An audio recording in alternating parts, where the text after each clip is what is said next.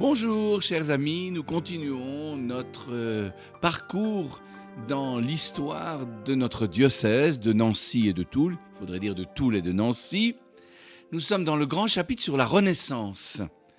Nous avons regardé comment la Renaissance s'est exprimée dans notre région et dans le territoire de notre diocèse autour de trois foyers en quelque sorte.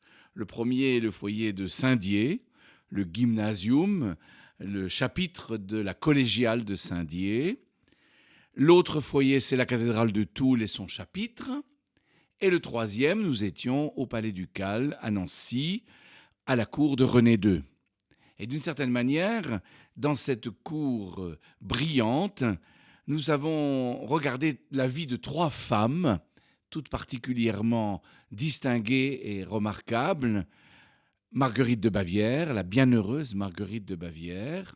Nous en sommes à parler de Philippe de Gueldre, qui est vénérable, et puis de la bienheureuse Marguerite d'Alençon, ou Marguerite de Lorraine, bienheureuse elle aussi. Et là, nous avons trois figures de sainteté absolument magnifiques.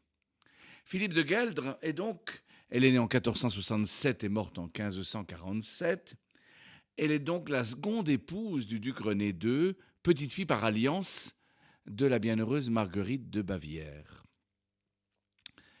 Philippe de Gueldre est né dans le duché de Gueldre, c'est la province des Pays-Bas, voisinant l'Allemagne, donc l'est des Pays-Bas. Son enfance se déroula sans joie, dans une atmosphère de drame, avec un père qui était déséquilibré, Adolphe de Gueldre, qu'on a d'ailleurs surnommé dans l'histoire le dénaturé.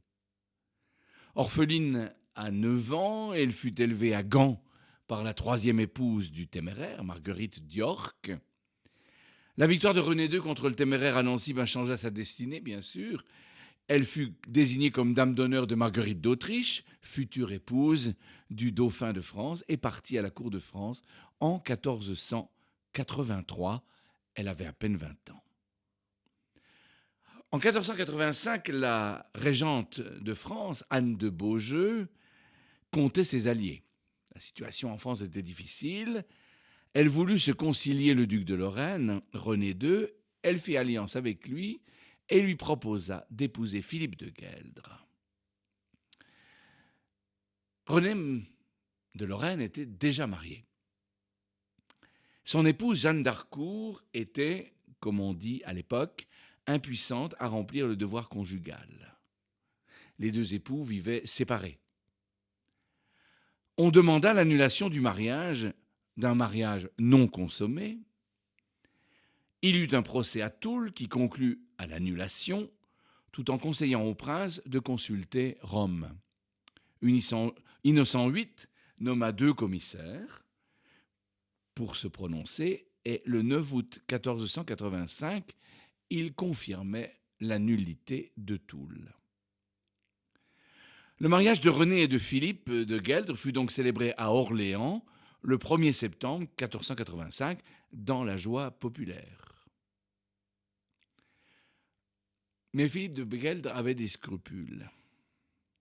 Et puis les mauvais esprits disaient que ce mariage était invalide puisque René II était déjà marié.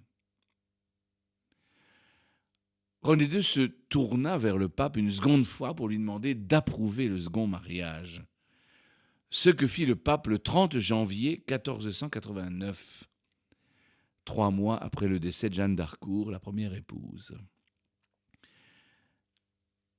René II était donc veuf, il pouvait se remarier. Par souci de fidélité à la foi, à l'Église, Philippe de Gueldre demandera à René de réitérer leur consentement de mariage, ce qui fut fait le 11 décembre 1488 dans la chapelle du château de Nancy, en secret, devant quelques témoins. Au Palais ducal, dès son arrivée en 1485, Philippe de Gueldre avait découvert sa belle-sœur, Marguerite de Lorraine-Vaudémont, la future bienheureuse Marguerite d'Alençon. À la mort de son père, à 10 ans, elle avait été élevée à la cour du roi René Ier, le roi René à Aix, son grand-père. En 1480, à la mort du roi René Ier, elle vint revivre auprès de son frère René II. Les deux femmes s'entendirent d'emblée menèrent une vie religieuse très forte, les deux ensemble, pendant 3 ans, jusqu'au mariage de Marguerite au duc d'Alençon en 1488. René II et Philippe de Gueldre eurent 12 enfants, dont 5 survécurent. Antoine, qui est né au château de Bar-le-Duc en 1489, qui sera le duc de Lorraine. Claude, né en 1496 au château de Condé-sur-Moselle, c'est Custine aujourd'hui, qui sera le premier duc de Guise, qui faisait partie du lot de Philippe de Gueldre. Jean, né à Bar en 1498, futur cardinal et ministre de France. Louis, né à Bar en 1500, futur évêque de Verdun. Et enfin François, comte de Lambesc, né à Bar en 1506, et tué à la bataille de Pavie à 18 ans auprès de François Ier. Le précepteur des enfants fut Jacques Canis de Nimègue, bailli de Verdun, futur bourgmestre de Nimègue et père de Saint-Pierre Canisius, le grand jésuite 1521-1597, le réévangélisateur de l'Allemagne au XVIe siècle. Le monde est petit. Au début de leur mariage, René II voyagea beaucoup pour des missions diplomatiques, pour guerroyer et honorer ses engagements. Philippe tenait les rênes du duché. À partir de 1499, René II demeura à Nancy et vécut une véritable vie de famille pour l'admiration de tous ses familiers. Cela n'empêchait pas la famille de voyager beaucoup dans les duchés. Demeurant tantôt dans le château de Pont-à-Mousson, un vieux manoir gothique que René II avait fait agrandir et entourer de jardins, on y allait en bateau sur la Meurthe puis la Moselle, ou bien à Lunéville ou à Condé, mais surtout à Bar-le-Duc, château dont il ne reste plus aujourd'hui que la tour de l'horloge. Un voyage plus long eut lieu quand Yolande de Lorraine, autre sœur de René II, fut mariée au landgrave de Hesse et partit pour rejoindre son époux. Donc on fit un grand cortège en bateau jusqu'à Metz, où la République messine reçut le duc et sa suite, puis Thionville, enfin Sierck, où la princesse embarqua sur la Moselle pour poursuivre son voyage. Le 20 mai 1500, René II est très mal. Philippe le Gueldre organise une grande procession de supplication à Nancy. Dans les rues couvertes de tapisseries, comme à la Fête-Dieu, on porta des reliques des saints lorrains, dont bien sûr Saint-Nicolas. De nombreux évêques, abbés, religieux, un grand concours de peuple participaient à cette supplication publique pour le retour à la santé de René II, ce qui advint. En 1505, René II commanda à Mansuy-Gauvin une nouvelle statue. Voici le texte de la commande, ou plutôt de la facture. Payez à Mansuy, menuisier, pour avoir taillé une image de Notre-Dame, affublée d'un manteau ouvert, et y taillé gens de tous états, 8 francs et 5 gros. C'est la statue qui est maintenant dans l'église Notre-Dame de Bon-Secours. D'ailleurs, le titre vient de lui. Le thème choisi par le duc était donc de montrer Notre-Dame qui nous fut si souvent de bon secours. Taillée dans une seule pierre, la Vierge est presque de grandeur nature. Elle abrite sous son manteau divers personnages agenouillés, on peut en compter 20, qui prient la Vierge en joignant les mains, à droite plutôt les clercs, papes, cardinaux religieux de tous ordres, à gauche des laïcs, des rois, des reines, des princes, le peuple. Cette statue de Mansuy-Gauvin fut peinte à la demande de la duchesse Philippe de Gueldre, car on lit dans les comptes du receveur général de Lorraine ce texte, à Martin Denizet, chapelain de Notre-Dame de Bon-Secours, que la reine lui a ordonné bailler 7 fois pour faire peindre une image de Notre-Dame à plusieurs personnages adjacents à Issel, et pour mettre en ladite chapelle 6 florins d'or, 9 livres 12 sol. On ne connaît pas l'artiste qui a peint la statue. Des noms qui reviennent le plus souvent dans les contes sont Honoré Touvenin ou Pierre Quin-Fautret. C'est peut-être l'un des deux qui a décoré la statue. Mansuy-Gauvin, qui l'a réalisé, est un personnage tout à fait intéressant dont nous connaissons peu de choses. Il est mort après 1542 Il a été, son titre de gloire, le sculpteur ordinaire du duc de Lorraine, le René II, travailla aussi pour Antoine de Lorraine, dit le Bon, duc de Lorraine et duc de Bar et fils de René II. D'abord simple ouvrier, il est qualifié de menuisier dans tous les comptes du receveur général qui le rémunère. Il est peu à peu reconnu pour son talent, remercié pour ses œuvres multiples du palais ducal, à tel point que le duc Antoine lui attribue une somme afin qu'il vienne s'installer irrévocablement, dit le texte, à Nancy, lui, sa femme et ses enfants. Sa première œuvre connue date aux environs de 1498 et sa dernière de 1542. Il eut plusieurs enfants, dont un fils, Jean ou Jean Mansuy, comme lui, tailleur d'images, sur lequel on sait peu de choses, sinon qu'il travailla avec son père. Jean est notamment auteur d'une grande crosse et de 2 écussons avec un ange, le tout de noir, à mettre sur le grand autel en église des Sœurs du couvent de Pont-à-Mousson. On attribue à Mansuy-Gauvin les réalisations suivantes. La statue de Notre-Dame de Bonsecours, qui fut placée dans la chapelle en 1505, l'enfeu du duc René II splendide dans l'église des Cordeliers à Nancy, le tombeau de Hugues des Hazards dans l'église Saint-Médard de Blénod-les-Toul, le tombeau de Saint-Eucaire martyr dans l'église de Liverdun, à moins que ce ne soit le chanoine Jean Pellerin de Toul, la porte du palais ducal, l'actuel musée Lorrain, la statue équestre de 1512 a été détruite en 1792 et remplacée en 1851 par une œuvre de Viard. Des travaux dans l'église des Clarisses de Pont-à-Mousson où Philippe de Gueldre est témonial, et de nombreuses autres œuvres au palais ducal, à la collégiale Saint-Georges, à l'église des Cordeliers, un grand chandelier en pierre de Japs pour Saint-Georges, une fontaine des jardins de la cour de palais, cheminée chez la duchesse, etc.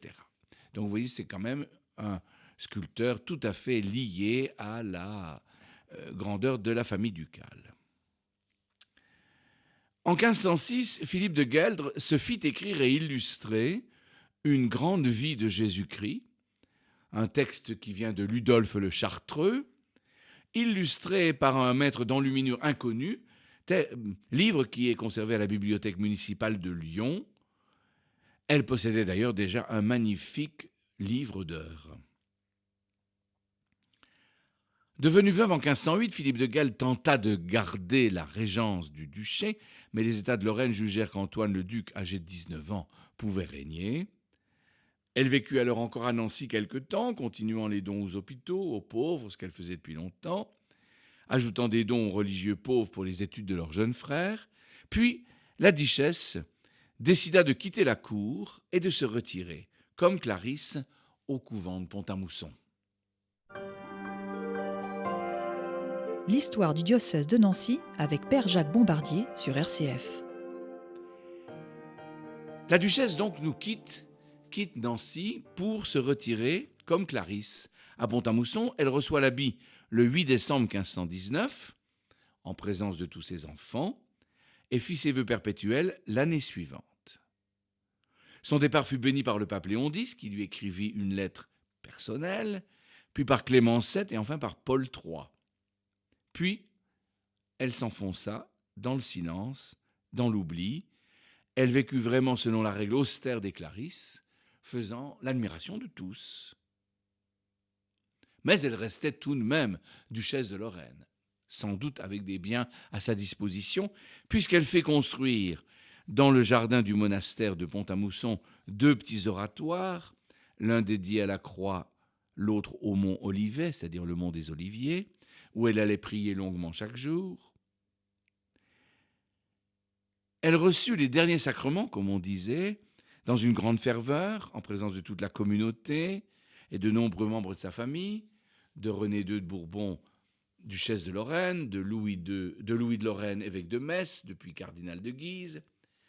Elle s'éteignit à 80 ans, en 1547, après 28 ans de vie religieuse exemplaire, morte en odeur de sainteté, dit le registre, vénérable. Elle repose à la chapelle des Cordeliers, ainsi que son magnifique gisant, réalisé par le grand sculpteur lorrain de la Renaissance, Ligier Richier. Juste avant de mourir, En 1543, la duchesse offrit au couvent des Clarisses de Pont-à-Mousson un magnifique retable qu'on peut voir aujourd'hui dans l'église Saint-Laurent, un chef-d'œuvre d'origine flamande, façonné à Anvers, dans un atelier installé dans la ville dès 1470. Ce retable était destiné à recevoir une relique de la Sainte Croix donnée à la duchesse Philippe de Gueldre par le roi de France, François Ier. Dans la même église Saint-Laurent, on peut aussi trouver une merveille qui avait appartenu à la duchesse, un Christ, grandeur nature, portant sa croix en bois, œuvre de Ligier Richier ou de son atelier de Saint-Miel. Voici l'épitaphe que Philippe de Gueldre avait composée elle-même pour être gravée sur le socle de la croix de pierre élevée dans le cloître du couvent de Pont-à-Mousson. Si gît un ver tourné en pourriture, rendant à la mort le tribut de nature, sœur Philippe fut reine du passé, terre son lot pour toute couverture, c'est la maison de toute créature, sœur dites-lui, requiescat in pace. Enfin, pour terminer ces portraits de saintes de cette époque du XVe, XVIe siècle, il faut maintenant parler de Marguerite de Lorraine-Vaudémont, Marguerite d'Alençon, née en 1463 et morte en 1521. Nous allons donc bientôt fêter le 5e centenaire de sa mort. Fille de Ferry II de Vaudémont et de Yolande d'Anjou, duchesse de Lorraine et de Bar, elle est la sœur du duc René II, le vainqueur de Charles le Téméraire. Elle est née au château de Vaudémont. Elle fut élevée en partie à la cour du roi René, son père, comme je l'ai déjà dit. Il faut souligner qu'elle y reçut une grande culture, beaucoup de finesse, d'esprit et de cœur. Elle était vraiment choyée par son grand-père. Elle revint auprès de René II, son frère, en 1488, et elle épousa à Toul, le 14 mai, René de Valois, duc d'Alençon, le fils du compagnon de Jeanne d'Arc, mais qui, hélas, n'avait pas ses qualités. C'était un homme assez débauché, gouvernant avec désordre et irréflexion. De cette union naquirent 3 enfants, Charles, qui succédera à son père comme duc de 1489 à 1525. Enfin, il est né en 1489 et mort en 1525. Françoise, qui par son mariage avec le duc de Bourbon sera l'arrière-grand-mère d'Henri IV. Et Anne. 4 années après leur union, Marguerite se sépara de son mari et partit habiter avec ses enfants à Argentan, dans le manoir du Mauve, sur Huisne, qu'elle fit édifier en 1505. Elle se consacra à l'éducation de ses enfants et administra très efficacement le duché à la mort de René en 1492, et ce jusqu'en 1507, à la majorité de son fils Charles. Ce fut un grand chef d'État. Elle assainit les finances du duché, réforma les coutumes, humanisa la vie sociale en assurant une aide aux pauvres, honteux, c'est-à-dire les pauvres qui n'osaient pas mendier, refit l'unité du diocèse de Sées divisé entre 2 évêques, réforma les abbayes d'Almèche et de Saint-Martin de Sées et créa de nombreux instituts de bienfaisance. Elle créa le Point d'Alençon pour donner du travail aux dentelières de la ville. Elle fondit plusieurs couvents de Clarisse à Mayenne, à Mortagne, à Château-Gontier, à Argentan et à Alençon, où elle entrera. Retirée du gouvernement en 1507, elle se consacra plus pleinement au service des malades et des plus pauvres, qu'elle appelait ses seigneurs, dans l'esprit franciscain qui l'habitait. Depuis le petit hôpital de Mortagne où elle réside, elle veille aussi à la tenue des hôpitaux qui, aux soins, ajoutent souvent l'accueil, je cite, de pensionnaires ayant plein vivre ou demi-vivre à l'hôpital et l'hébergement pour la nuitée des indigents de passage. En 1518, comme sa belle-sœur Philippe de Gueldre le fera à son tour, à l'âge de 54 ans, elle entre chez les Clarisses d'Alençon pour 4 années de vie monastique. Elle y mourut le 2 novembre 1521, surnommée la Sainte Duchesse. C'est Louis XIII, le roi de France lui-même, qui écrivit au pape Urbain VIII pour demander la béatification de son ancêtre pour avoir été, je cite le document, la gloire de son sexe, l'honneur des princesses, le miroir des veuves et l'exemple des religieuses. Fin de citation. Saluant ainsi la sainteté de Marguerite comme épouse, mère, chef d'État et religieuse. Son corps, qui à sa mort répandait une très bonne odeur, demeurait intact, fut profané en 1793 et elle fut béatifiée en 1921 par le pape Benoît XV. Enfin, pour conclure cette évocation du XVIe siècle lorrain, et avant d'aborder la vie de l'Église, il faut, je crois, évoquer quelque chose d'extraordinaire de notre région, c'est-à-dire l'expansion de la ville de Saint-Nicolas-de-Port, dans l'alliance unique dans notre région entre un pèlerinage et des foires prospères. Saint-Nicolas-de-Port, c'est la grande ville des duchés. Un carrefour entre les Pays-Bas, l'Allemagne, l'Italie. C'est une ville ouverte, il n'y a pas de fortification, c'est un lieu d'échange sans contrôle politique, une ville poreuse en quelque sorte, avec de très nombreuses hôtelleries pour accueillir et les pèlerins et les marchands selon l'époque. Elle ne joua aucun rôle politique, Nancy éprouvant une certaine méfiance face à cette ville de, je mets entre guillemets, trafiquants. La noblesse et la chevalerie lorraine nourrissaient trop de méfiance, dit Odile Kammerer-Schweyer dans son livre sur Saint-Nicolas-de-Port. La noblesse et la chevalerie lorraine nourrissaient trop de méfiance vis-à-vis des activités mercantiles pour accepter l'installation ducale dans cette ville ouverte, indéfendable, remuante et cosmopolite. Pèlerinage à Saint-Nicolas et foire allaient de pair. 4 foires par an. La foire des Étrennes, au début de l'année, la foire de Pentecôte, selon la date, de la Sainte-Croix, le 14 septembre, et de la Saint-Clément, le 24 novembre. Cela veut dire, au concret, 8 jours d'installation, location des étaux, déballage des objets à vendre, contact entre les marchands, puis 2 à 3 jours de vente et 10 jours de compte. Une instance juridique, les juges consuls, siégeaient durant tout le temps des foires. Elles avaient lieu devant l'église, qui était plus petite que celle d'aujourd'hui, et qui sera construite par le duc. L'histoire de Saint-Nicolas se déroulait en une succession de temps forts.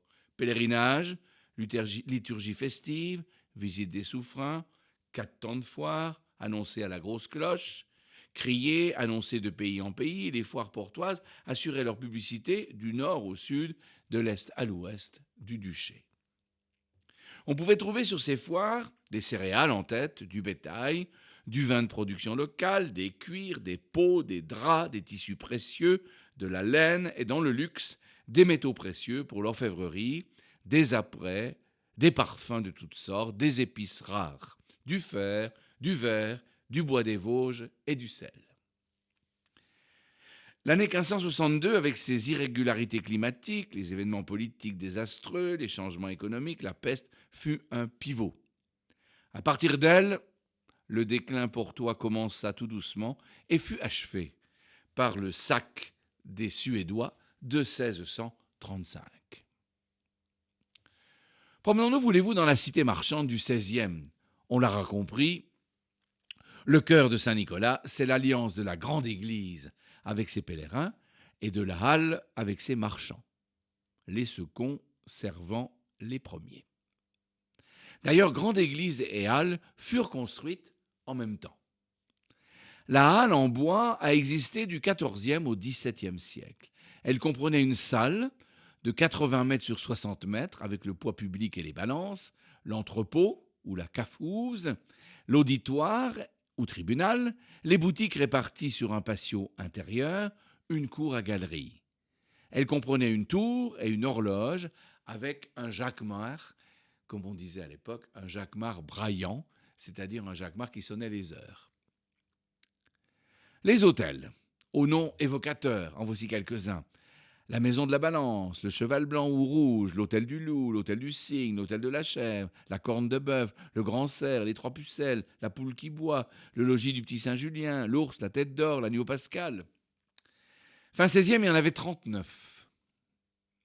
Le centre de la ville est marqué par l'omniprésence des marchands et de tout ce qu'il faut pour leur confort.